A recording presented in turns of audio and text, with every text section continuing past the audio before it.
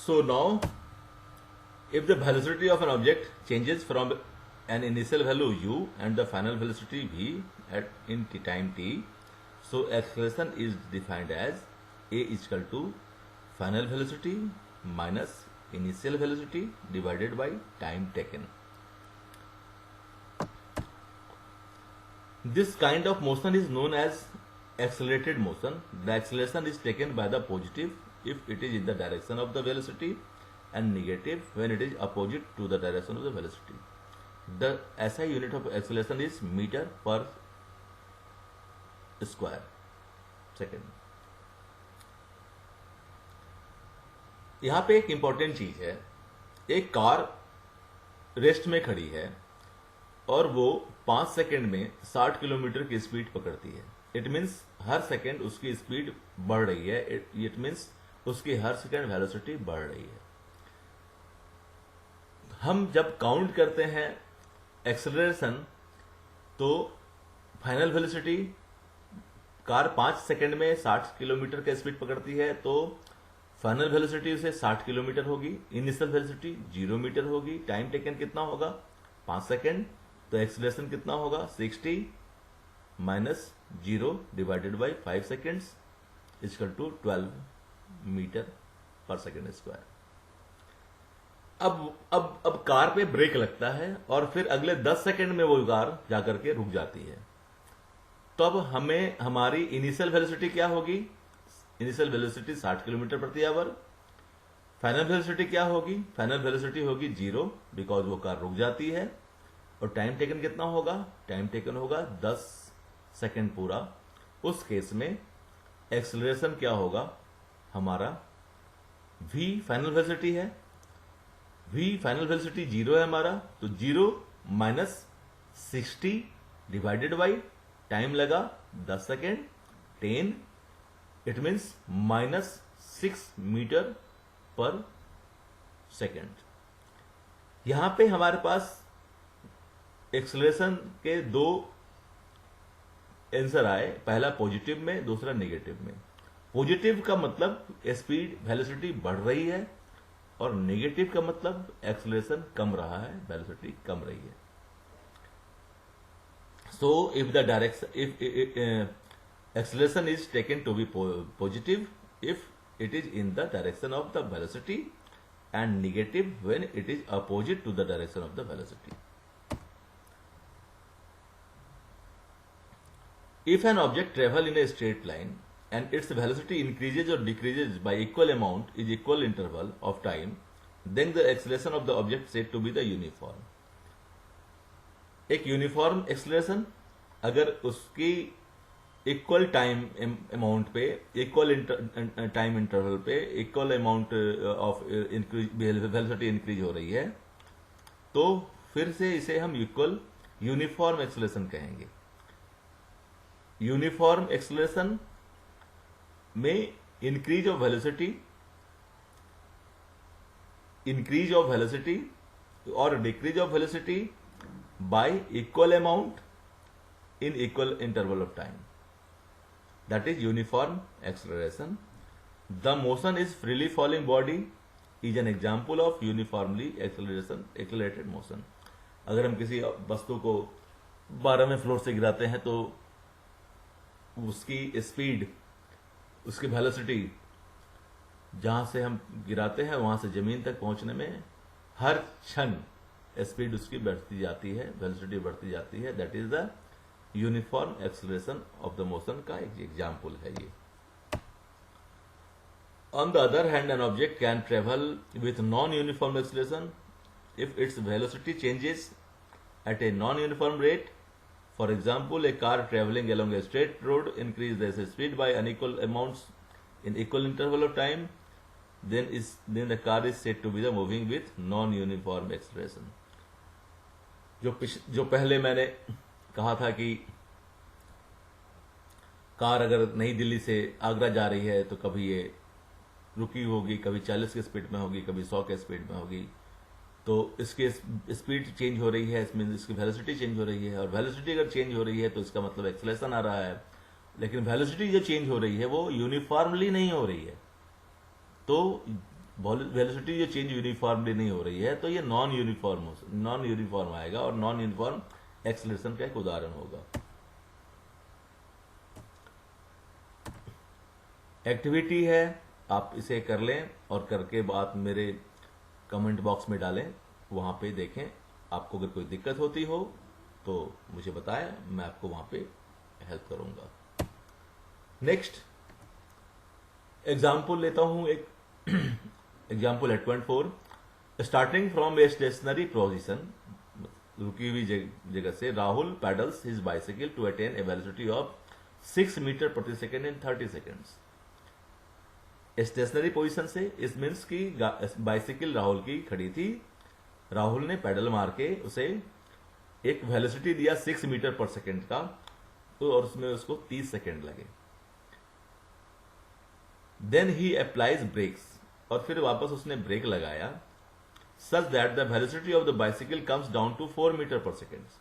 और उस ब्रेक लगाने की वजह से वेलोसिटी जो बाइसिकल की थी वो नीचे आई, कम डाउन टू 4 मीटर पर सेकेंड, 4 मीटर पर सेकेंड पे। और इसमें उसका समय लगा नेक्स्ट 5 सेकेंड, 5 सेकेंड का समय लिया। Calculate the acceleration of the bicycle in both the cases, दोनों केस में हम बाइसिकल का एक्सेलरेशन कैलकुलेट करेंगे। पहले केस की बात करते हैं, तो हमारी इनिशियल वेलोसिटी क्या थी, गाड़ी बाइसिकल चूंकि रेस्ट में थी तो initial velocity u equal to 0।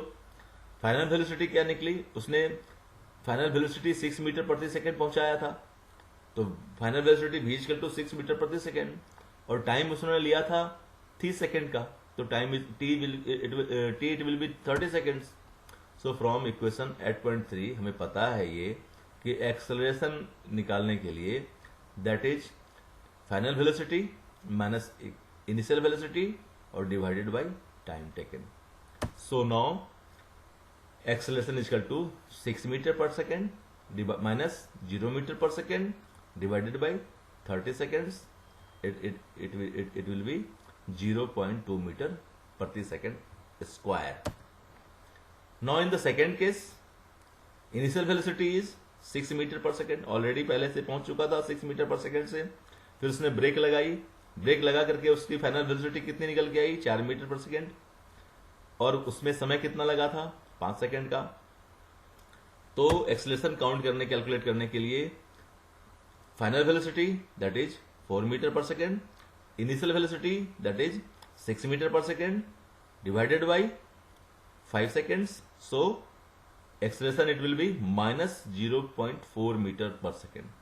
यहां पे ध्यान देने की बात है, पहले केस में एक्सेलरेशन जो है उसकी वैल्यू पॉजिटिव में है, दैट इज 0.2 मीटर पर सेकेंड, ये पॉजिटिव वैल्यू है, और दूसरे केस में माइनस 0.4 मीटर पर सेकेंड, ये नेगेटिव वैल्यू है। इट मीन्स पॉजिटिव वैल्यू में हमारा वेलोसिटी धीरे धीरे बढ़ रही है, एक्सेलरेशन और वेलोसिटी बढ़ रही है, और नेगेटिव अगर एक्सेलरेशन आता है इट मीन्स कि हमारा वेलोसिटी धीरे धीरे कम रही है। इसे हम डी एक्सेलरेशन भी कह सकते हैं। पहला केस हमारा एक्सेलरेशन का हुआ और दूसरा केस हमारा डी एक्सेलरेशन का हुआ। So the acceleration of the bicycle is in first case is 0.2 meter per second square, and in the second case it is minus 0.4 meter per second square. अब कुछ questions है uniform acceleration के, non uniform acceleration के, ये आप मेरे comment box में डालें, बना करके सॉल्व कर करके देखें आपसे बनता है नहीं, अगर नहीं होगा फिर मैं आपको वहां पे हेल्प करूंगा। Now graphical representation of the motion, हम ग्राफ के साथ कैसे रिप्रेजेंट करें मोशन को। हमने देखा है क्रिकेट ग्राउंड पे जब मैच होता है तो टीवी पे जो टेलीकास्ट होता है उसमें ग्राफ के द्वारा बहुत सारी चीजों को बताया जाता है और जो हमें समझने में आसानी होती है। ग्राफ एक दो वेरिएबल्स के बीच ड्रॉ किया जाता है, जिससे ग्राफ को देखने के साथ ही हम बहुत सारी चीजों को ऑटोमेटिकली समझ जाते हैं बिना कुछ ज्यादा कहे। अब हम 8.3 पिक्चर में डिस्टेंस टाइम ग्राफ एक ऑब्जेक्ट का है जो यूनिफॉर्म स्पीड के साथ मूव कर रहा है, हमने लिया है। अब हम इसमें बता सकते हैं हम कि उस ऑब्जेक्ट का 20 मिनट में कितना किलोमीटर उसने ट्रेवल किया, या फिर 25 मिनट में उसका डिस्टेंस कितना किलोमीटर ट्रेवल हुआ, या फिर 30 मिनट में कितना हुआ। दूसरा एक और भी है, ये एक स्ट्रेट लाइन है। स्ट्रेट लाइन अगर मिल रहा है, इसका मतलब यह है कि ये यूनिफॉर्म स्पीड से ट्रेवल कर रहा है। It means equal interval of time पे इक्वल डिस्टेंस ट्रेवल कर रहा है। तो अगर ये स्ट्रेट लाइन है, इस मीन्स हम सिंपली बोल सकते हैं कि हाँ, इसकी स्पीड यूनिफॉर्म स्पीड है। अगर ये स्ट्रेट लाइन नहीं होती तो हम कहते कि this is not a uniform speed, so this is a non uniform velocity. और जैसे ही नॉन यूनिफॉर्म वेलोसिटी की बात करते हैं, हमें एक्सेलरेशन मिलता है या डी एक्सेलरेशन मिलता है। बहुत इंपॉर्टेंट चीज ये है कि अगर स्ट्रेट लाइन है डिस्टेंस टाइम ग्राफ में, इट मीन्स ये यूनिफॉर्म स्पीड से मूव कर रहा है। जैसे ही ये यूनिफॉर्म स्पीड से मूव कर रहा है, इट मीन्स इसकी वेलोसिटी यूनिफॉर्म है। जैसे ही यूनिफॉर्म वेलोसिटी होगी, there will be no acceleration. Acceleration या डी एक्सेलरेशन वही होता है जहां पे नॉन यूनिफॉर्म वेलोसिटी हो। So you have studied in the mathematics a straight line graph help in the solving a linear equation having two variables। दो variable के साथ लीनियर इक्वेशन बनता है और उसके साथ जो भी ग्राफ होता है उसको हम हेल्प करते हैं। उसकी हेल्प से हम समझते हैं कि ग्राफ क्या कहता है। To describe the motion of object we can use the line graph. In this case line graph shows dependence of one physical quantity such as distance or velocity or another quantity such as time। समय के साथ distance कितना cover हो रहा है, velocity क्या निकल के आ रही है, ये हम ग्राफ से पता करते हैं। नाउ वंस अगेन हम सेम ग्राफ लेते हैं। The change in the position of an object with time can be represented on the distance time graph adopting a convenient scale of choice। हम अपने हिसाब से ग्राफ बनाने में स्केल चॉइस कर सकते हैं। यहाँ पे इन्होंने जो स्केल रखा है that is 20 minute, 40 minute, 60 minute. हम इसे अपने हिसाब से भी कर सकते हैं, 10 मिनट, 20 मिनट, 30 मिनट, 40 मिनट के हिसाब से भी हम उसे ग्राफ बना सकते हैं। हमारे पास अपना चॉइस है। इस ग्राफ में एक्स एक्सिस पे हमने टाइम लिया है और वाई एक्सिस पे हमने डिस्टेंस लिया है।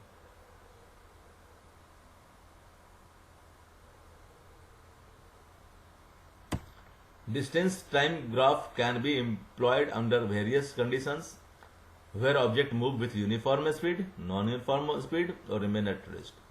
हम ग्राफ से कुछ भी कर सकते हैं, या तो उसका यूनिफॉर्म स्पीड हो, नॉन यूनिफॉर्म स्पीड हो, या फिर कोई ऑब्जेक्ट रेस्ट में चल रहा हो। अगर एक स्ट्रेट लाइन मिलती है मुझे suppose parallel to x axis in distance time graph में, हम ये कह सकते हैं कि उसकी डिस्टेंस पहले सेकंड में वही है, दूसरे सेकंड में वही है, तीसरे सेकंड में वही है, चौथे सेकंड में वही है। इट मीन्स वो ऑब्जेक्ट रेस्ट में है। We know that when an object travels equal distance in equal interval of time, it moves with uniform speed, जो हम डिस्कस कर चुके हैं। This shows that the distance traveled by the object is directly proportional to the time taken। It means जो समय, जैसे समय बढ़ेगा उतना डिस्टेंस ट्रेवल करेगा, जैसे समय घटेगा वैसे ही डिस्टेंस कम उसका मिलेगा। सो ये यूनिफॉर्म स्पीड है, इस बारे में ऑलरेडी बात हो चुकी है। So in figure 8.3, the portion OB, that is O and this is B, that is O and B, OB of the graph shows that the distance is increasing at a uniform rate। Now you can also use the term uniform velocity in the place of uniform speed, जो कि speed और velocity में एक ही difference है, वो है direction का। इसलिए हम यूनिफॉर्म वेलोसिटी और यूनिफॉर्म स्पीड एक ही कह सकते हैं।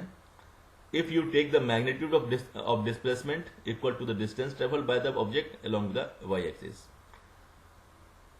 दोनों में सिर्फ डिफरेंस ये है कि हम स्पीड की बात करते हैं तो डिस्टेंस डिवाइडेड बाय टाइम करते हैं, और अगर हम वेलोसिटी की बात करते हैं तो डिस्प्लेसमेंट डिवाइडेड बाय टाइम करते हैं.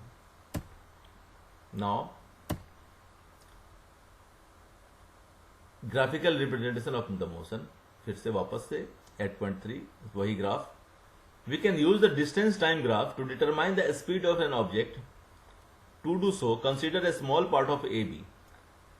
अब हम इसे स्पीड क्या है ऑब्जेक्ट की वो निकालने के लिए हम एक छोटे से पार्ट टाइम इंटरवल को, दैट इज वो time from A point to from B point, from A point to B point, this is the A point and this is the B point. So from A point to B point एक small part के लिए distance line time graph के हिसाब से हम किसी particular समय के लिए हम बोल सकते हैं कि उसकी स्पीड क्या थी. हम ये निकाल सकते हैं ग्राफ के थ्रू किसी भी पार्टिकुलर छोटे से टाइम इंटरवल के लिए. लाइक हमने यहां पे टाइम जो इंटरवल है हमारा वो हमारा t2 माइनस t1 एक छोटे से टाइम इंटरवल के लिए हम निकालेंगे कि हमारा ऑब्जेक्ट ए से जो बी तक गया वो उसका स्पीड क्या था, उसकी वेलोसिटी क्या थी. So draw a line parallel to the x-axis from point A and another line parallel to x-axis from point B. These two lines meet each other at point C to form a triangle ABC. हम क्या करते हैं, इस point का projection x axis पे जो था उसमें परपेंडिकुलर करते हैं एक्स एक्सिस पे, और इस ए पॉइंट पे से पैरेलल टू एक्स एक्सिस हम वाई पे लाइन ड्रॉ करते हैं, और दैट इज S1. और सिमिलरली B से T2 पे और B पॉइंट से S2 हॉरिजॉन्टली ड्रॉ करते हैं तो S2 पे. अब हम यहां पे देख सकते हैं कि हमारा टाइम B पॉइंट पे हमारा टाइम T2 है और S2 डिस्टेंस कवर करा है. अगर ऑब्जेक्ट B पॉइंट पे है तो हम कह सकते हैं कि उसने डिस्टेंस कवर करा है S2 और उसने टाइम लिया है T2. हम कह सकते हैं कि पॉइंट ए पे उसने डिस्टेंस ट्रेवल किया है S1 और उसने टाइम ट्रेवल किया है T1. ए पॉइंट पे अगर मैं रखूं तो ए पॉइंट पे डिस्टेंस कितना ट्रेवल किया उसने S1 और उसने टाइम ट्रेवल किया है T1.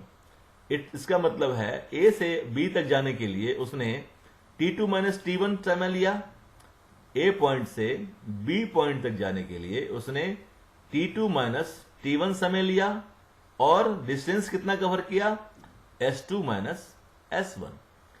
तो समय कितना समय लिया T2 माइनस T1 और डिस्टेंस ट्रेवल किया S2 माइनस S1.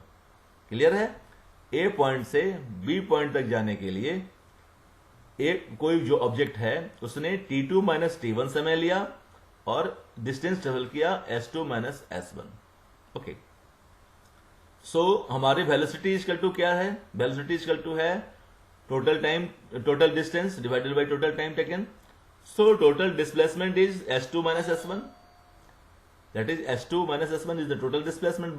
अगर ए से एक ऑब्जेक्ट चलता है और बी तक चलता है तो that is S2 minus S1 और टाइम कितना लगा that is T2 minus T1.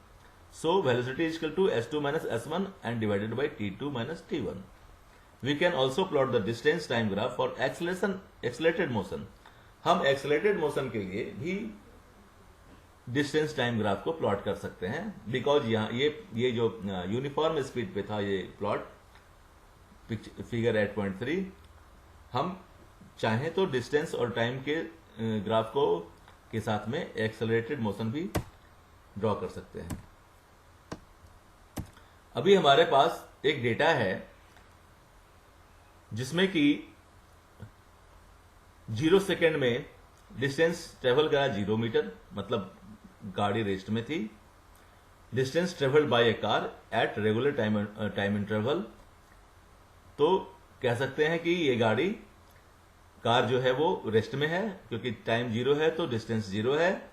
2 second में 1 मीटर चलती है, 4 सेकेंड में 4 मीटर चलती है, 6 सेकेंड में 9 मीटर चलती है, 8 सेकेंड में 16 मीटर चलती है, 10 सेकंड में 25 मीटर चलती है और 12 सेकंड में 36 मीटर चलती है। इट मीन्स कि इसकी ये नॉन यूनिफॉर्म मोशन इससे है, नॉन यूनिफॉर्म वेलोसिटी है। और जैसे ही नॉन यूनिफॉर्म वेलोसिटी की बात आती है, हमारा एक्सेलरेशन वहां पे शुरू हो जाता है, एक्सेलरेशन मिलना शुरू हो जाता है, एक्सेलरेशन की वैल्यू मिलनी शुरू हो जाती है। अब acceleration means the change of velocity divided by time taken, that is already पढ़ चुके हैं, change of velocity divided by time taken.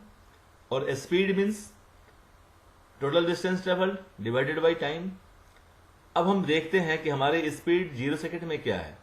0 second means 0/0 that is 0। 2 second means 2 distance is meter and time is 2 seconds, so 1/2 distance divided by time, that is 0.5 meter per second। यहां पे 1 metre पर second 4/4, यहां पे 9 divided by 6 metre पर second. Again यहां पे 1 that is 1.5 metre पर second. Again यहां पे 16/8 that is 2 मीटर पर सेकेंड।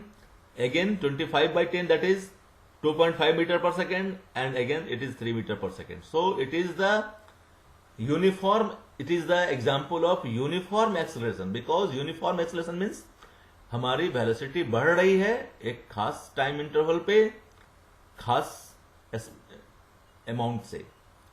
लाइक 0.5 का डिफरेंस 2 सेकेंड में, फिर 0.5 का डिफरेंस अगले 2 सेकेंड में, 0.5 का डिफरेंस अगले 2 सेकेंड में, और 0.5 का सेकेंड हर अगले 2 सेकेंड में। So distance time graph for a car moving with non uniform speed का जब हम प्लॉट करेंगे तो हमें एक नॉन स्ट्रेट लाइन मिलेगा, और नॉन स्ट्रेट लाइन जैसे ही मिलेगा हम किसी भी पॉइंट पे इसकी एक्सेलरेशन या निकाल सकते हैं। और एक्सेलरेशन निकालने के लिए मुझे क्या करना पड़ेगा, अगर 2 पॉइंट पे एक्सेलरेशन निकालना है तो एक्सेलरेशन निकालने के लिए final velocity minus initial velocity divided by 2।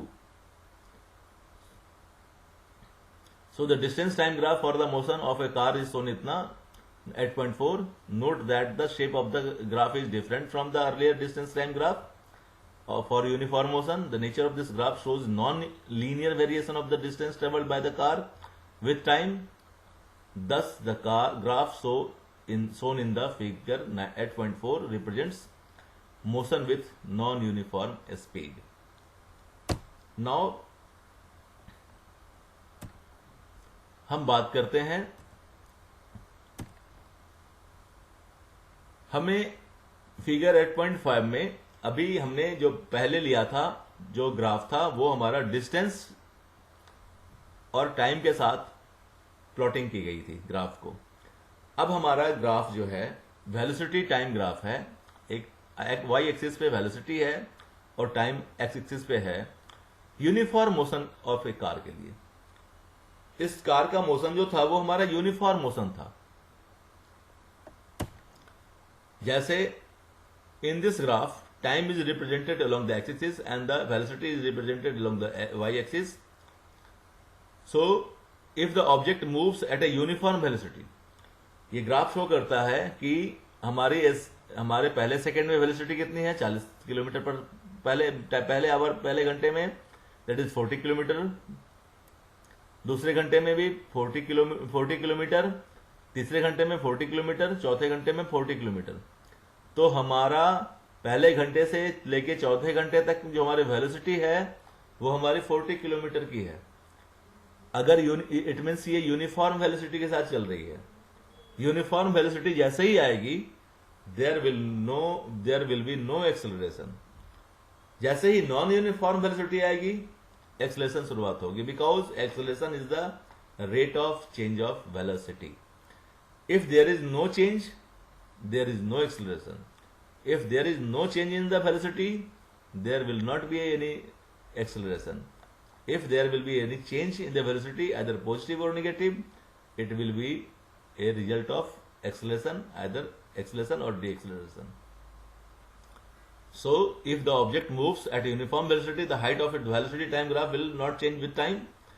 It will be a straight line parallel to x-axis. अगर मुझे एक straight line मिलता है parallel to x-axis velocity time graph में, इट मीन्स कि इसकी ये स्पीड वेलोसिटी यूनिफॉर्म है। इसी केस में अगर मुझे एक स्ट्रेट लाइन मिलता है डिस्प्लेसमेंट और टाइम ग्राफ में, तो इसका मतलब है कि वो ऑब्जेक्ट रेस्ट में है।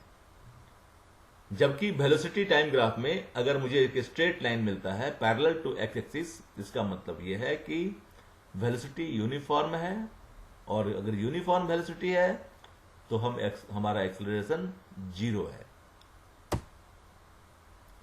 So we know that the product of the velocity and time give the displacement of an object moving with uniform velocity. The area enclosed by the velocity time graph and the time axis will be equal to the magnitude of the displacement. अभी हमने इससे पहले पढ़ा कि product of velocity and time हमें displacement देता है, या फिर velocity equal to displacement divided by time taken. Velocity is equal to total displacement divided by the time taken. So displacement is equal to velocity multiplied by the time. So velocity इस graph के हिसाब से अगर हम देखते हैं, suppose मुझे A point पे वेलोसिटी चाहिए, सॉरी डिस्टेंस चाहिए, डिस्टेंस उसने कितना कवर किया, डिस्प्लेसमेंट क्या थी उसकी, तो हमें A पॉइंट पे हमारा वेलोसिटी 40 किलोमीटर है और टाइम t1 है। तो फॉर्मूले के हिसाब से डिस्टेंस इक्वल टू या displacement equal to velocity multiple by time, it means 40 multiple by time t and 40। If मैं जब 40 बोलता हूं इसका मतलब हो गया फ्रॉम 0 टू 40, मतलब from A to C। From 0 to 40 means from A to C। और जब मैं बात करता हूं T1 की, it means from 0 to T1। It means this side multiple by this side is called the displacement. Again मैं बात करता हूं B पॉइंट पे, B पॉइंट पे टाइम T2 एंड वेलोसिटी 40। जब मैं बात करता हूं डिस्प्लेसमेंट एट पॉइंट बी, इसका मतलब हो गया 40 मल्टीपल बाई T2। अब अगर हम ये बात करें कि A से B तक में उसने कितना डिस्टेंस ट्रेवल किया, कितना डिस्प्लेसमेंट हुआ, हमारा A से B तक में, मतलब T1 टाइम से T2 टाइम तक, एक खास छोटे से इंटरवल टाइम के लिए अगर मैं कैलकुलेट करूं तो हमारा कैलकुलेशन आएगा हमारा 40, that is 40 velocity is same, that is 40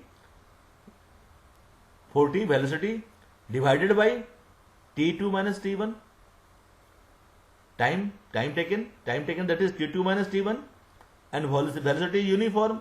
So if the uniform velocity is there, so and velocity is there, so displacement is equal to velocity divided by time. So velocity is uniform. It means for T2 minus T1 time, for T2 minus T1 time, displacement will be 40. 40 means A, B, and from 0 to 40, that it means from A to C, multiple by time, that is T2 minus T1. It means C and D. It means this side multiple by this side. If we go for multiple this side, multiple by this side, for in the ABCD, that it will be a parallelogram.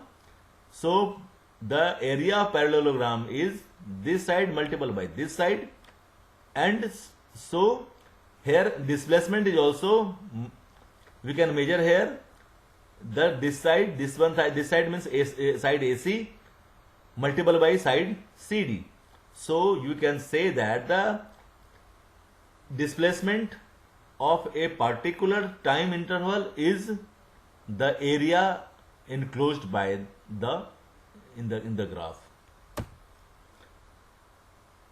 So to know the distance moved by the car between T1 and T2, draw the perpendicular from the points corresponding to the time T1 and T2. The graph, the velocity is 40 km per hour is represented by the height of AC or BD, and the time T2 minus T1 is represented by the length AB. Once again, so distance moved by the car in time T2 minus T1 can be expressed as the S, that is displacement, is equal to AC multiplied by CD. अभी जो मैंने बताया AC multiplied by CD, because AC is the 40 kilometer, that is the velocity, this is the constant, and time taken is the CD, means T2 minus T1. So this is nothing but so that is the 40 multiplied by the T2 minus T1. So that is the area of the rectangle ABCD, shaded part. So we can say now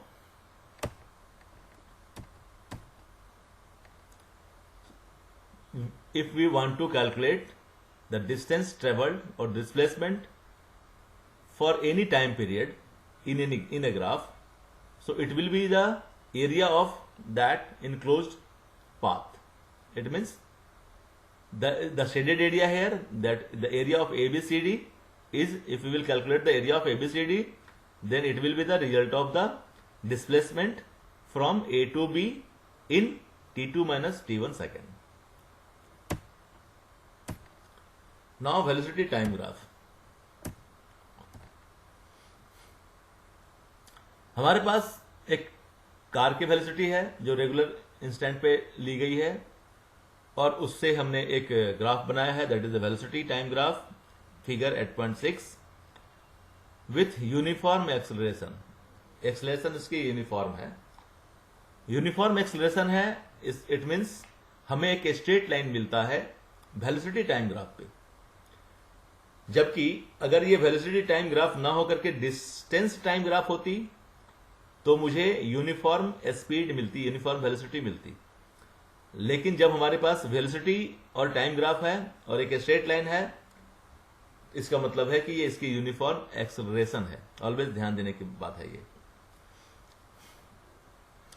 सो हमारे पास data के हिसाब से, point table 8.3 के data के हिसाब से हमने plot करा हुआ है 8.6, और हम यहां पे कैलकुलेट करेंगे distance travelled by in between A to E.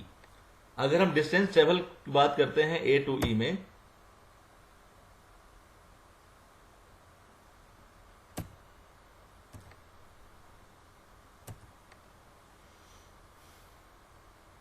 we can also determine the distance moved by the car from its velocity time graph. इस velocity time graph से भी हम distance measure कर सकते हैं. The area under the velocity time graph gives the distance, that is the magnitude of displacement moved by the car in given interval of time. एक खास interval of time, that is again once again T2 minus T1. हम एक खास interval of time के लिए उसने कितना distance travel किया या कितनी displacement हुई, ये जानने के लिए हम वेलोसिटी और टाइम ग्राफ से भी निकाल सकते हैं. और ये वापस से फिर से वही शेडेड एरिया, हम इस एरिया का एरिया निकाल लें इस शेडेड पार्ट का, तो हमें from A to E, object A से ई तक मूव किया, या फिर ऐसा कहें कि हमें T2 माइनस T1 समय के लिए ऑब्जेक्ट ने कितना डिस्प्लेसमेंट किया, इसका कैलकुलेट कर पाएंगे. If the car would have been moving with a uniform velocity, the distance traveled by it would be represented by the area of ABCD under the graph 8.6. अगर ये यूनिफॉर्म वेलोसिटी से move करता, तब सिर्फ ABCD, area of ABCD मिलता, क्योंकि uniform velocity से हमें ये लाइन नहीं मिलती. हमें मिलती इस तरीके की एक horizontal line, horizontal to parallel to axis. अब चूंकि हमारे ये non uniform motion, uniform acceleration है, it means non uniform velocity है, तो हमें स्ट्रेट लाइन मिल रहा है. तो हमें डिस्टेंस निकालने के लिए ये कंप्लीट एरिया निकालना होगा, और ये area is equal to the displacement in T2 minus T1 time.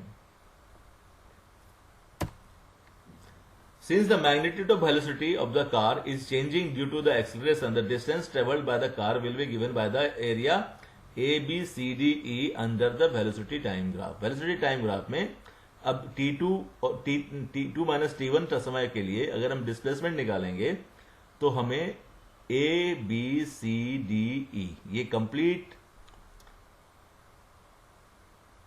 जगह स्पेस की एरिया निकालनी होगी और ये एरिया ही हमें डिस्प्लेसमेंट का देगा. That is the S equal to area of A B C D E equal to the area of rectangle A B C D plus the area of triangle A D. अब इस ए B C D ई के area को निकालने के लिए हम area of A B C D निकालें plus उसमें ऐड करें area of the A D E. Area of the rectangle A B C D means AB multiple by BC, that is AB A to B multiple by BC. This is the area plus half of the AD multiple by DE multiple by DE divided by 2. So this area plus this area. In this case, non-uniformly acceleration motion velocity time graph can have any shape. अगर ये चूंकि हमारा uniform acceleration का है graph तो हमें इस type का area A B C D E मिल रहा है, एक रेक्टेंगल और एक ट्रायंगल. अगर ये नॉन यूनिफॉर्म एक्सेलरेशन होगा तो हमें जो शेप मिलेगा शेडेड शेप डिस्प्लेसमेंट निकालने के लिए वो कुछ अलग हो सकता है.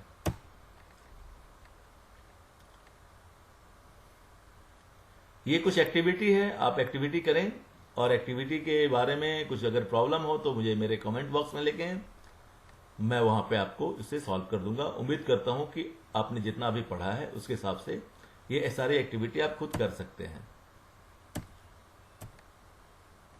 Now equation of motion by graphical method.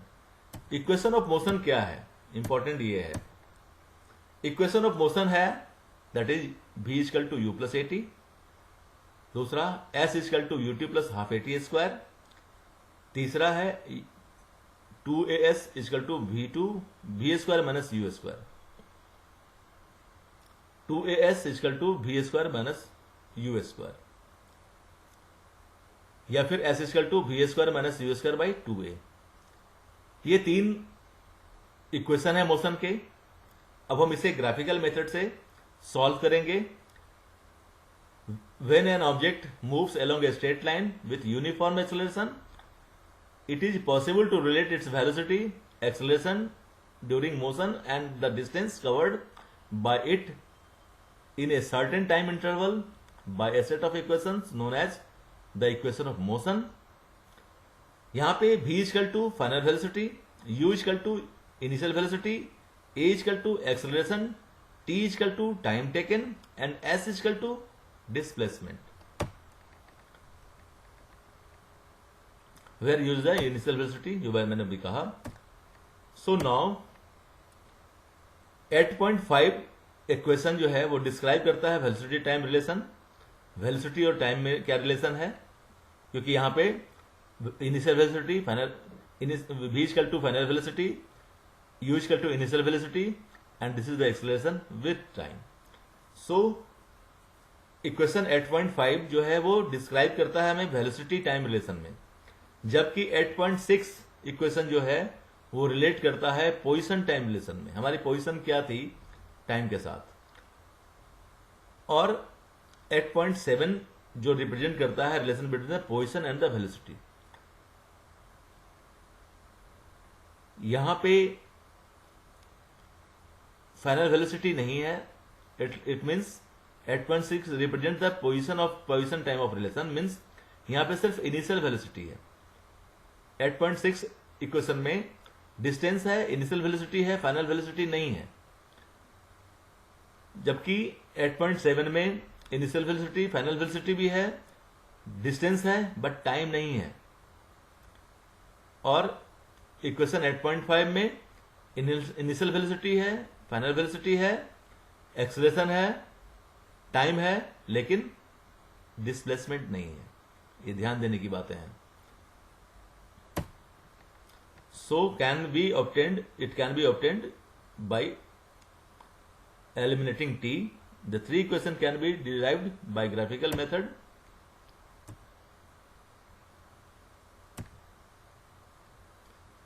अब हम इस 3 इक्वेशंस के बारे में, जो मोशंस के इक्वेशंस हैं, उसको हम डिराइव करेंगे ग्राफिकल मेथड से. इस ग्राफ में, जो कि वेलोसिटी टाइम ग्राफ है, हम देख रहे हैं कि हमारा एक ऑब्जेक्ट है जो कि ए से बी तक गया है, लेकिन यहां इंपॉर्टेंट है कि इसकी इनिशियल वेलोसिटी है 0 to a, OA. OA is the initial velocity. After some initial velocity, ये फाइनल वेलोसिटी बी को जाता है. ये इंपॉर्टेंट है इस ग्राफ में समझने के लिए कि इसमें इनिशियल वेलोसिटी इज ए, ना कि 0 है, 0 नहीं है, और फाइनल वेलोसिटी क्या है, बी है. हमारा टाइम कितना है हमारा, फ्रॉम 0 टू शुरुआत से t सेकेंड तक. ये बहुत इंपॉर्टेंट है समझने की चीज इस ग्राफ के अंदर में, कि हमारी इनिशियल वेलोसिटी जो है वो a ली गई है, that is u. Final velocity that is v, जो कि b तक जाती है, दैट इज e. सो हम कह सकते हैं अभी OA equal to u, that is initial velocity equal to OA, and final velocity equal to OE, and final velocity will be equal to AE plus OA. ये सब ध्यान देने की चीजें हैं इस ग्राफ में. फाइनल वेलोसिटी मीन्स अगर यहां पे करें OA प्लस AE, और यहां से देखें तो CD plus BD.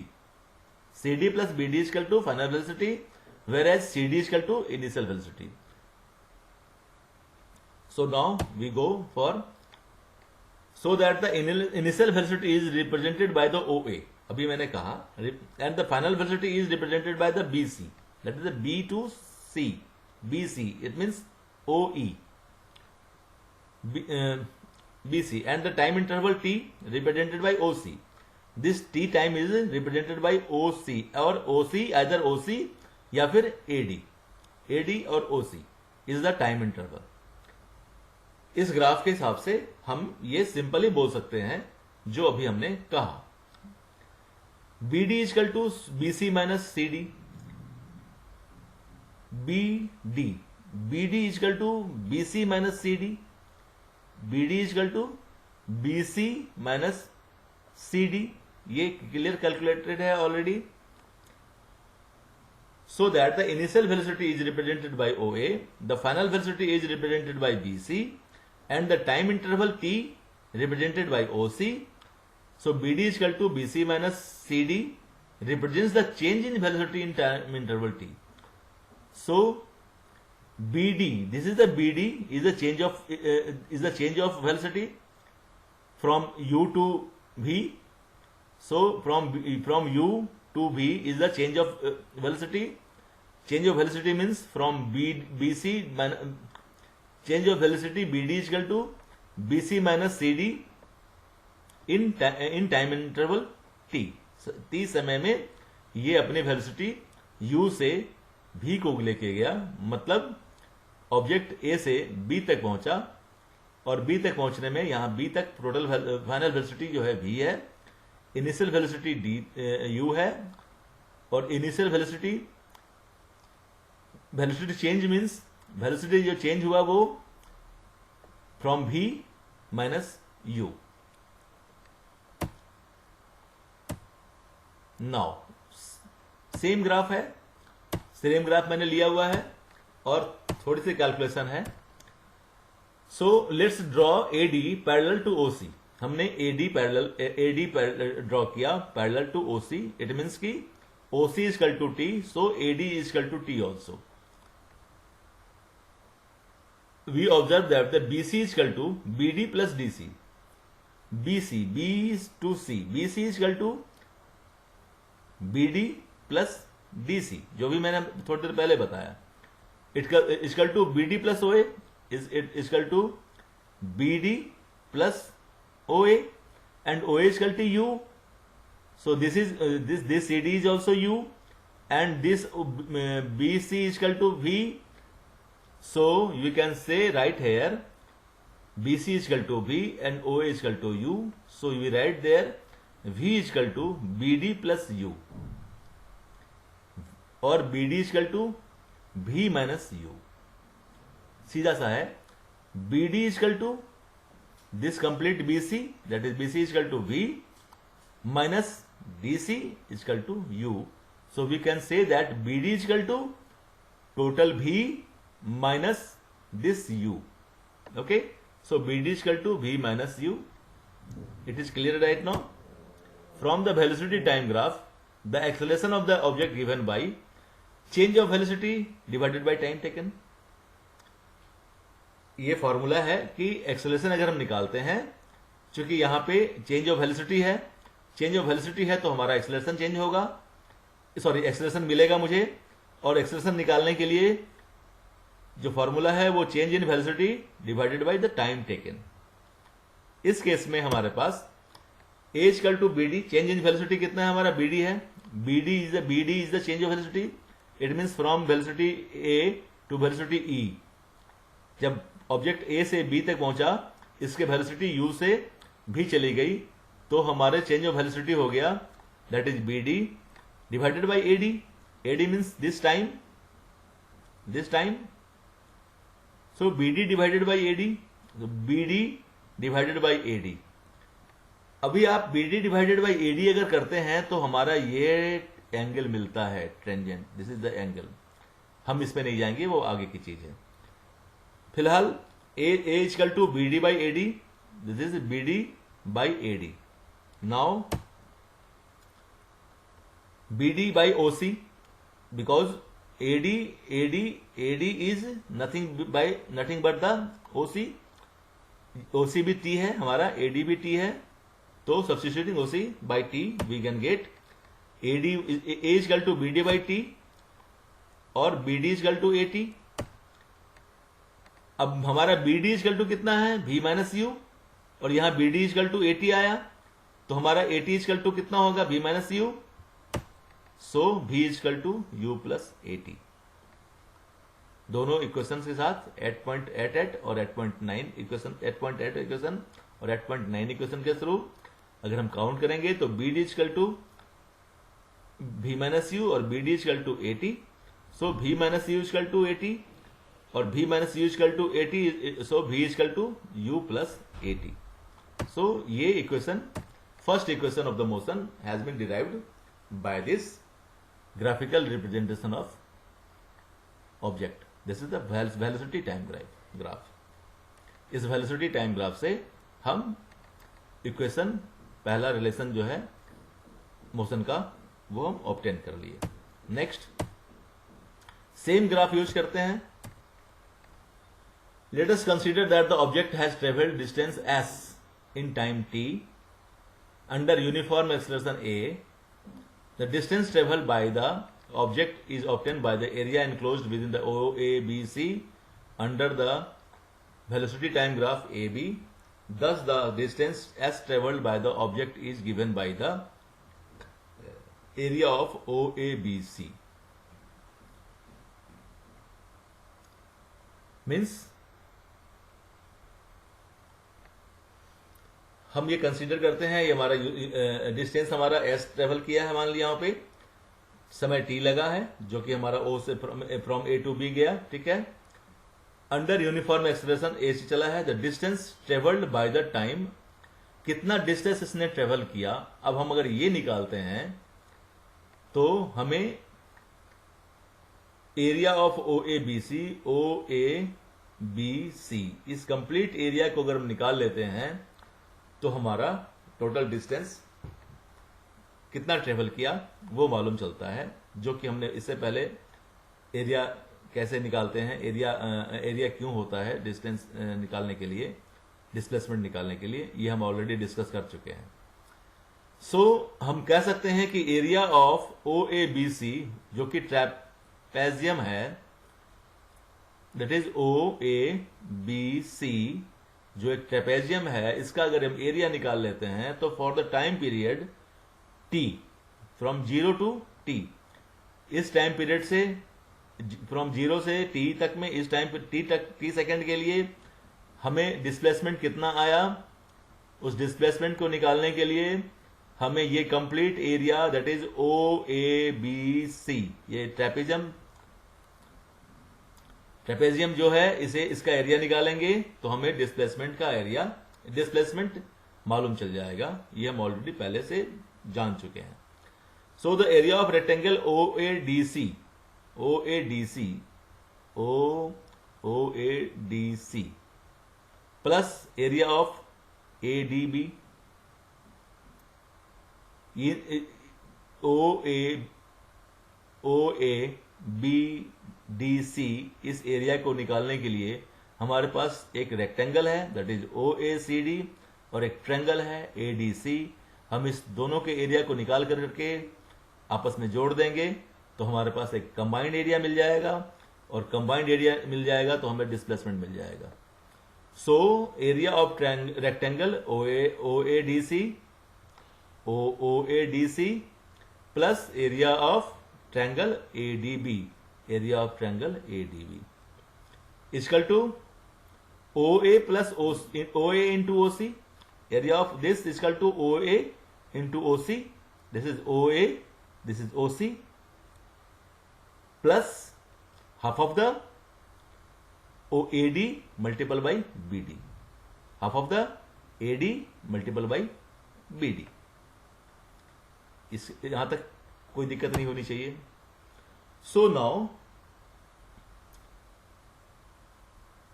O A multiple by O C, that is O A multiple by O C plus half of the A D multiple by B D, जो भी हमने देखा।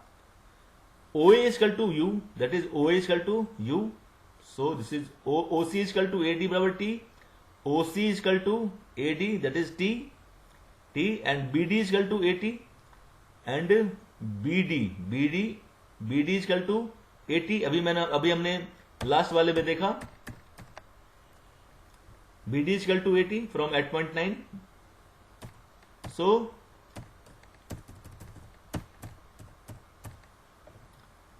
B D equal to A T.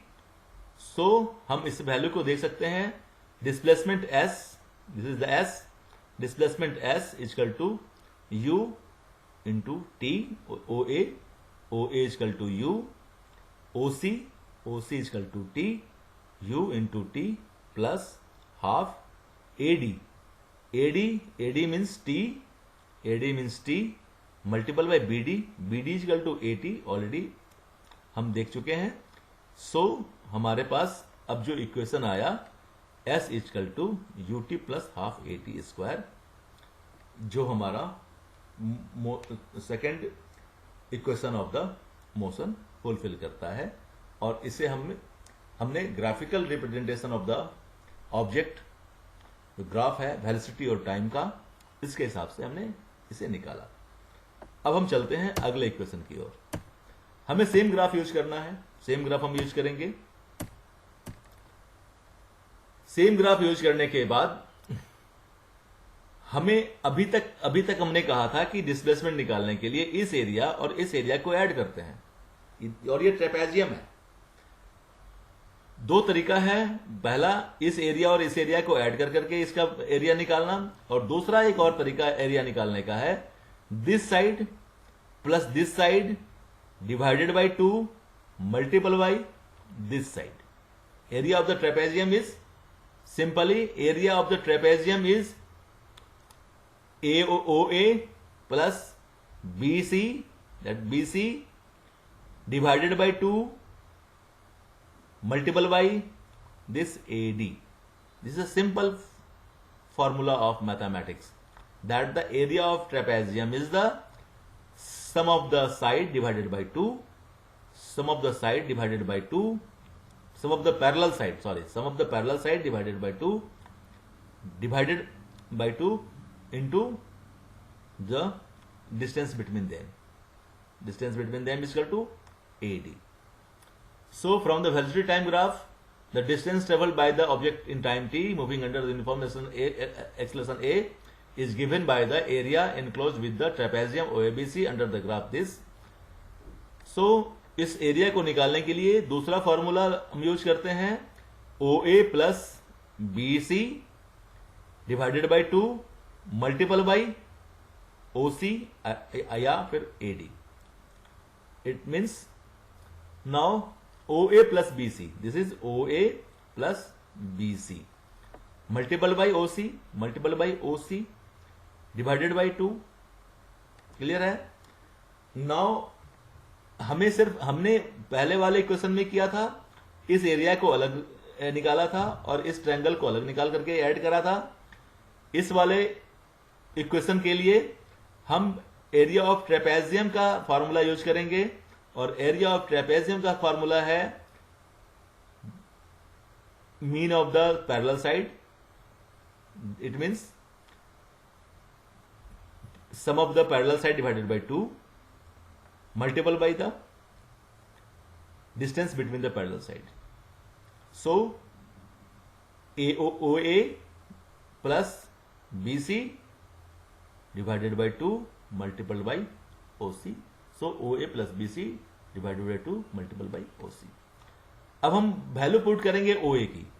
OA की value U है, हमने U put किया. BC की value put करेंगे B to C. BC की वैल्यू V है हमारी, हम ये V पुट किए. अब हमारा OC है, OC equal to O into C that is T. हमने T पुट किया डिवाइडेड बाई 2. अब यहां से V plus U plus V 8.6 equation से जो वेलोसिटी टाइम ग्राफ था हमारा T इक्वल टू था V minus U divided by A. हम जो पहला इक्वेशन था हमारा वहां से V minus equal to V equal to U plus 2A था. हम अगर पीछे चलें तो देखें V प्लस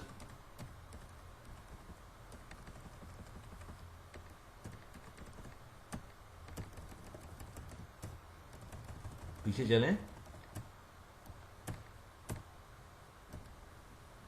तो हम देखें यहां से V equal to U plus AT और T equal to V minus U divided by A और A equal to V minus U divided by T. So A equal to V minus U divided by T. So T is equal to V minus U divided by A. So now putting the value of T here, so using equation 8.11 or 8.12, S is equal to V plus U into V minus U divided by 2A. A plus B into A minus B. It is in the form of A plus B into A minus B. So A square minus B square divided by 2A. So V square minus U square divided by 2A. So 2A will go this side. So it will be 2AS is equal to V square minus U square. So this is the third equation of the motion and it is proved with the help of velocity time graph of an object. हमने proof करा हुआ है. अब हम एक example लेते हैं. A train starting from rest attains a velocity of 72 km per hour in 5 meters. Train रुकी हुई थी, वहां से स्टार्ट करके 5 मिनट के अंदर में ही वो 72 किलोमीटर प्रति घंटे की स्पीड पकड़ लेती है. Assuming that the acceleration is uniform. हम यहाँ पे एज्यूम करते हैं कि हमारा एक्सेलरेशन जो है वो यूनिफॉर्म है, तो हमें फाइंड करना है एक्सेलरेशन कितना होगा और डिस्टेंस उसने कितना ट्रेवल किया. सिंपली यहां पे हमारे पास जो गिवन दिया हुआ है that is initial velocity is 0 because train rest में थी.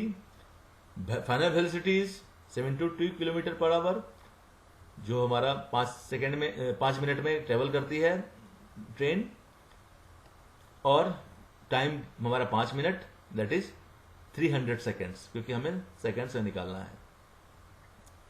और 72 kilometre per hour that is 20 metre पर सेकेंड हमने यहां कन्वर्ट करा हुआ है. V equal to 72 kilometre per hour को कन्वर्सन मीटर पर सेकेंड में, किलोमीटर आवर को कन्वर्ट करेंगे मीटर पर सेकेंड में, तो 72 kilometre per hour is equal to 20 metre पर सेकेंड. हमारी एसआई यूनिट जो है वो मीटर पर सेकेंड में है, इसलिए हमें निकालने के लिए मीटर पर सेकेंड में से कन्वर्ट करना पड़ा। तो from equation A v minus v equal to acceleration equal to v minus U divided by t, so that is v 20 minus 0 divided by 300, it means 1/15 metre पर सेकेंड। ये आपका answer आया। दूसरा इक्वेशन है distance travelled. हमारे पास equation है 2as equal to V square minus you square. हमारे पास यहां पे यू स्क्वायर इजकल टू 0 है, तो V square minus you square, S equal to V square by 2a, 2as equal to V square minus you square चूंकि 0 है, V square equal minus 0, so S equal to V square minus divided by 2a, V square equal to 20 metre divided by 2a, so after calculation it is 3 kilometre is the distance travel. मतलब उसने 5 minute में 3 kilometre का distance travel किया, और 3 kilometre का distance travel करते समय उसकी स्पीड 72 किलोमीटर प्रति आवर थी, और एक्सलेशन जो ट्रेन का था वो 1/15 मीटर प्रति सेकंड के हिसाब से था। अगला एग्जाम्पल लेते हैं। The brake applies to a car produce an acceleration of 6 metre पर second square in the opposite direction to the motion. इसका मतलब यह है कि गाड़ी एक्सलेशन प्रोड्यूस किया ब्रेक लगाने के बाद, जबकि कार जो थी 6 मीटर प्रति सेकेंड स्क्वायर की एक्सलेशन से चली आ रही थी। If the car takes 2 seconds to stop after the application of brakes, calculate the distance it travel during the time. Acceleration क्या था हमारा? 6 मीटर प्रति सेकेंड स्क्वायर। ऑलवेज ध्यान देंगे, वेलोसिटी 6 मीटर प्रति सेकेंड होता, एक्सलेशन है 6 मीटर प्रति सेकेंड स्क्वायर में होगा, बिकॉज इसकी एसआई यूनिट है। सो ए इजकल टू 6 मीटर प्रति सेकेंड स्क्वायर। हमने यहां पे माइनस लिया हुआ है, माइनस का इट मीन्स उसने ब्रेक लगा है, that is the D acceleration. Time कितना है हमारा? 2 सेकेंड, और वेलोसिटी फाइनल कितना आ गया मुझे? 0, बिकॉज वो गाड़ी वो कार जो है वो रुक जाती है। तो रुकने के बाद हमारे पास जो इक्वेशन है हमें निकालना है, कैलकुलेट द डिस्टेंस, कितना डिस्टेंस ये ट्रेवल करेगी रुकने तक। वापस से समझें इस क्वेश्चन को। एक कार अपनी गति में जा रही थी, उस पे ब्रेक के थ्रू एक एक्सेलरेशन डाला गया जो कि डी एक्सेलरेशन था। उसकी वैल्यू थी 6 मीटर प्रति second square in the opposite direction of the motion. Opposite direction of the motion का मतलब हो गया कि वो गाड़ी रुकेगी, ब्रेक लगा है उस पर। If the car takes 2 seconds, अगर वो कार 2 सेकेंड लेती है टू स्टॉप, रुकने के लिए, after the application of brake, जब हमने ब्रेक लगाया, तो ब्रेक लगाने के टाइम से 2 सेकेंड के बाद जब तक गाड़ी रुकती है वो कितना ट्रेवल कर चुकी होगी। वापस से एक्सलेशन इजकल टू -6 मीटर पर सेकेंड स्क्वायर, बिकॉज उसने ब्रेक लगाया था तो अपोजिट डायरेक्शन में है, इसलिए हम माइनस लेंगे। टी इजकल टू 2 seconds और V equal to 0, because final velocity जो हमारा 0 है। अभी यहां पे इनिशियल वेलोसिटी नहीं दे रखा है कि इनिशियल वेलोसिटी क्या थी हमारी। तो फ्रॉम इक्वेशन 8.5 हम जानते हैं कि v equal to u plus AT और 0 equal to u plus a equal to 6 metre प्रति second square and time equal to 2 seconds। So initial velocity is 12 metre पर सेकेंड। सो हम कह सकते हैं कि जब ब्रेक लगाई गई थी उस समय इनिशियल वेलोसिटी गाड़ी की थी 12 मीटर पर सेकेंड, और बाद में गाड़ी आकर के रुक गई तो फाइनल वेलोसिटी हो गई 0 मीटर पर सेकेंड। अब हमारे पास एक फॉर्मूला है s equal to ut plus half AT square, displacement निकालने के लिए। हमारे पास इनिशियल वेलोसिटी भी आ गया, हमारे पास टाइम भी है, हमारे पास एक्सलेशन भी है। हम निकाल सकते हैं फिर वैल्यू पुट करने के बाद, u की वैल्यू 12 मीटर पर सेकेंड, टाइम की value 2 seconds, plus half minus a equal to 6 metre पर सेकेंड स्क्वायर और time equal to 2 second square. Equal to 20 metre minus 12 metre equal to 12 metre is the answer. So thus the car will move 12 meter before it stops after application of the brake. 2 second के अंदर में car 12 metre move करेगी. Can you now appreciate why drivers are cautioned to maintain the some distance between vehicles while traveling on the road? अब आप समझ सकते होंगे कि ब्रेक लगाने के 2 सेकेंड के अंदर में भी गाड़ी रुकती है, फिर भी उसने 12 मीटर का डिस्टेंस ट्रेवल किया. इसलिए डिस्टेंस बनाकर चलना चाहिए. Now uniform circular motion. हम सर्कुलर मोशन के बारे में बात करेंगे कि सर्कुलर मोशन है क्या. सपोज कोई एक आदमी ए से चलता है बी की ओर, बी से सी की ओर, सी से डी की ओर. इस रेक्टेंगुलर ट्रैक को हम अगर देखते हैं फिगर 8.9 में, फिगर ए को हम रेक्टेंगुलर ट्रैक की ओर देखते हैं तो एक पर्सन ए से बी की ओर, बी से सी की ओर, सी से डी की ओर और डी से वापस ए की ओर चल रहा है. तो जब भी ये ए से बी की, जब भी ये बी पॉइंट पे मुड़ता है, इसका चेंज होता है एक्सेलरेशन, इसकी वेलोसिटी चेंज होती है. इसकी वेलोसिटी चेंज होती है, इसका मतलब एक्सेलरेशन निकलता है. आइदर एक्सेलरेशन और डी एक्सेलरेशन. हम एक ही बात करेंगे, acceleration, because change of velocity है यहां पे. At the point B change of velocity, at the point C again the change of velocity, again at the point D change of velocity, वापस A पे आ जाता है. अब हम नेक्स्ट बात करते हैं, अगर हमारा पाथ जो है ये रेक्टेंगुलर से हट करके हेक्सागोनल ट्रैक बन जाता है. मान लिया एक आदमी ए से शुरू करता है, तो change of velocity at the time B, फिर change of velocity at the time C, फिर change of velocity at the time D, फिर change of velocity at the time of E, again the change of velocity at the time of F. So now again once again the object moves at the time of at place of A. इसका मतलब है कि जब भी ये अपने दिशा को मोड़ता है, स्ट्रेट लाइन से चेंज होता है, बी पॉइंट पे चेंज करता है ये, तो जैसे ये मुड़ता है, मुड़ते के टाइम पे इसकी वेलोसिटी थोड़ी चेंज होती है. सो this is the point of the change of velocity. A, B, C, D, E, F is the point of change of velocity and the change of velocity is the cause of acceleration. अब हम फिर से बात करते हैं C पे, octagonal shape track पे. अब यहां पे change of velocity A, B, C, D, E, F, G, H, A, हमारे पास नंबर ऑफ पॉइंट्स बढ़ते चले जा रहे हैं चेंज ऑफ वेलोसिटी के. और ये ध्यान देंगे तो देखेंगे कि ये कायदे से एक सर्कल में कन्वर्ट हो रहा है. अगर हम इस साइड्स को, नंबर ऑफ साइड्स बढ़ा देंगे तो हम पॉइंट पाएंगे कि हमारा जो सर्कल फॉर्म होगा और जो लाइक ए टू बी जो साइड है वो हमारा पॉइंट पे रूप में रह जाएगा मात्र सर्कल का. इट मीन्स कि हर पॉइंट पे हमारा चेंज ऑफ वेलोसिटी है. और हर पॉइंट पे, इस सर्कल की बात अगर बात करें, इसका मतलब कि हर पॉइंट पे हमारा चेंज ऑफ वेलोसिटी है. बिकॉज ये भी सर्किल है, मान लिया इस सर्किल पे हमारा एच पॉइंट पे है चेंज ऑफ वेलोसिटी, फिर ए पॉइंट पे चेंज ऑफ वेलोसिटी है. अगर हम एच के बाद वाला पॉइंट लेंगे, यहां पे चेंज ऑफ वेलोसिटी होना चाहिए. यहां पे भी उसके बाद वाले पॉइंट को लेंगे, यहां पे चेंज ऑफ वेलोसिटी होना चाहिए.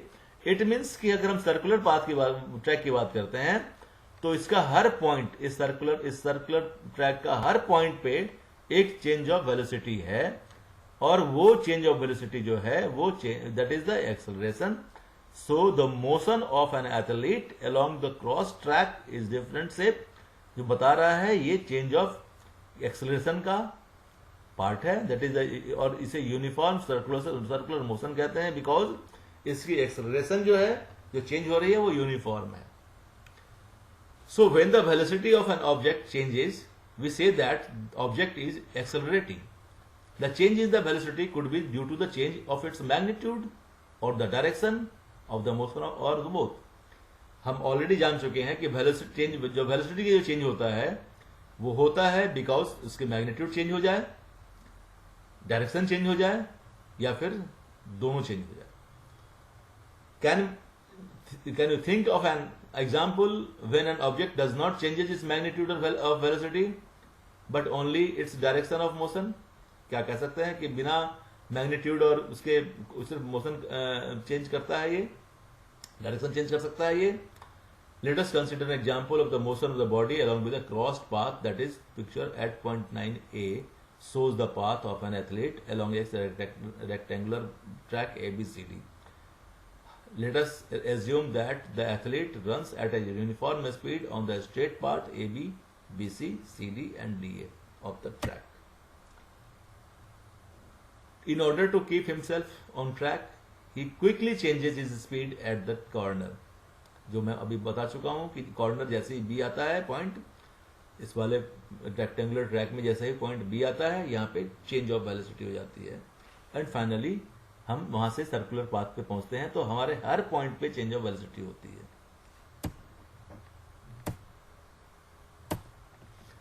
इन this situation the athlete will have to change the direction 6 time. ये हमारा पिक्चर एट पॉइंट 9 सी के लिए था. Picture at point 9 C that is the octagonal shape track के लिए, कि उसे इन सारे पॉइंट पे A B C D E F G H, अभी जो बता चुका हूं, उन सारे पॉइंट पे चेंज ऑफ वेलोसिटी मिलता है. हम लोग जानते हैं कि सरकमफेरेंस जो होता है सर्किल का, वो हम रेडियस से निकालते हैं, और वो फॉर्मूला से that is circumference of the circle is 2 pi R. It means अगर कोई एथलीट एक टी सेकेंड लेता है एक कंप्लीट सर्कुलर पाथ को कवर करने में, टी सेकेंड लेता है, इसका मतलब है कि जो वेलोसिटी है equal to total distance divided by the time, total time. Total distance means one complete rotation means one complete path of a circle. One complete path of circle is its circumference. So its circumference is the total distance traveled. So V is equal to total distance traveled divided by time. So एक complete circular path complete करने में t second लगता है, तो velocity कितनी होगी? 2 pi r means total circumference, means one circumference divided by t. So when an object moves in a circular path with uniform speed, its motion is called a uniform circular motion. और इसके velocity निकाली जाती है, that is 2 pi r divided by t. यहाँ पे r is the radius of that circle और pi की value 22 divided by 7 आपको पता होगा. नाउ ये कुछ एक्टिविटीज है, आप एक्टिविटीज को करें, मुझे मेरे कमेंट बॉक्स में भेजें. अगर आपको कुछ प्रॉब्लम होगी तो हम आपको वहां पे बताएंगे. तो आपने क्या क्या सीखा? Motion is change of position. Motion जो है पोजीशन का चेंज है. It can be described in terms of the distance moved और बाय द डिस्प्लेसमेंट. इसे हम दो टर्म में डिस्क्राइब करते हैं, या तो डिस्टेंस में मूव करता है या फिर डिस्प्लेसमेंट में मूव करता है. The motion of an object could be uniform or non-uniform depending on whether its velocity is constant or changing. Motion जो है ऑब्जेक्ट का वो यूनिफॉर्म हो सकता है, नॉन यूनिफॉर्म हो सकता है, डिपेंड करता है कि यह अपनी वेलोसिटी चेंज करता है या नहीं. The speed of an object is the distance covered per unit time. जो स्पीड है ऑब्जेक्ट की, वो डिस्टेंस कितना कवर किया यूनिट टाइम में. ध्यान देने वाली बात है फिर से, speed distance covered divided by time per unit time, and velocity is the displacement per unit time. The acceleration of the object is the change of velocity per unit time. Already बता चुके हैं. Uniform and non-uniform motions of an object can be shown through graphs. ये किया जा सकता है. The motion of an object moving at uniform acceleration can be described with the help of the following equations, namely where u is the initial velocity of the object which moves with uniform acceleration of a for the time t, v is the final velocity, and s is the distance it travel in time t. So ये तीनों equations को हम निकाल सकते हैं. If an object moves in a circular path with uniform speed, its motion is called uniform circular motion. Thank you.